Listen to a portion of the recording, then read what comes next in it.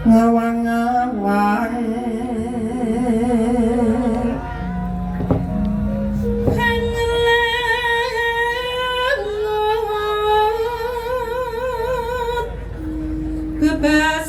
kebebasan tanpa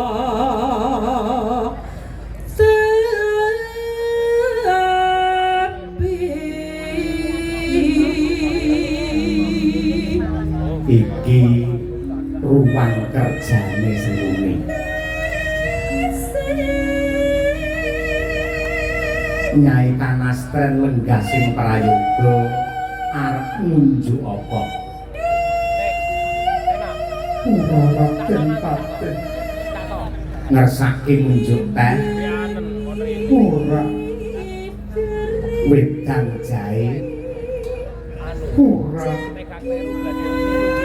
kopi ora mungkin tak tawani susu nyatane wis nggawa dhewe aku ora enak mangan lan ngombe mung kepengin ngerti kabar Kyai Semar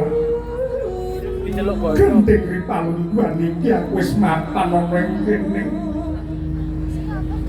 mara gage jlentrehna lakone garwaku kepiye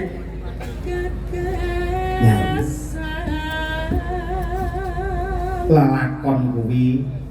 adile mung disandang siji pesti loro judo telu wahyu papat derajat kabeh kuwi wis pinurba dening Gusti Kang Maha Kuwasa mula bapatine garwamu Kyai Semar Badra